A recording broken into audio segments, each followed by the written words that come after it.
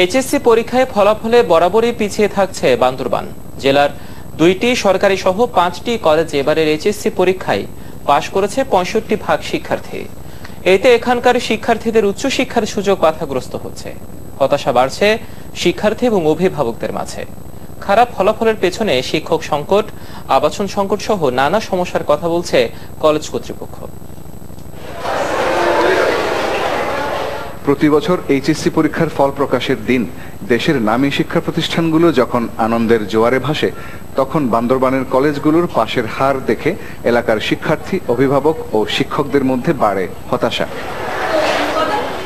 ফলাফলের এই দুরবস্থার জন্য শিক্ষক স্বল্পতা সহ বেশ কিছু কারণ চিহ্নিত করেছেন শিক্ষকরা। এখানে প্রায় 600-এর উপরে ছাত্রী আছে। একজন করে শিক্ষক দিয়ে আমাদের ফলাফল ভালো করাটা কঠিন হয়ে যায়, বিশেষ করে কোনো শিক্ষক প্রশিক্ষণে থাকলে বা ছুটিতে থাকলে, যার ফলে ওই ক্লাসটা বিঘ্নিত হয়। এমনিতেই এই অঞ্চলের ছেলেপেলেরা একটু পিছিয়ে আছে লেখাপড়ার দিক থেকে। ওদের কলেজ পর্যায়ে যারা ভর্তি হয় তাদের ভিত্তিটা একটু এসএসসি পর্যায়ে থেকে একটু ভিত্তিটা দুর্বল। অভিভাবকদের সচেতনহীনতার জন্য আমাদের ছাত্রছাত্রীরা কাঙ্ক্ষিত ফলাফল অনেকাংশেই করতে পারে না।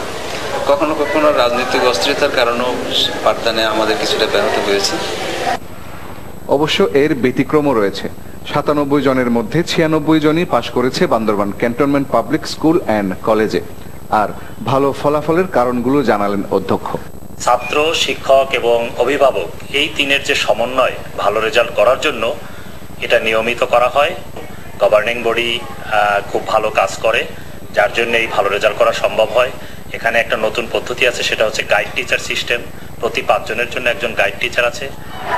এবছর চট্টগ্রাম শিক্ষা বোর্ডের পাশের হার ছিল 70.06%। 53% পাশের হার নিয়ে জেলায় সবচেয়ে পিছিয়ে রয়েছে বান্দরবান সরকারি কলেজ।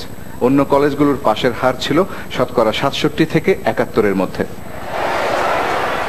ফরিদুল আলম সুমন, চ্যানেল 24, বান্দরবান।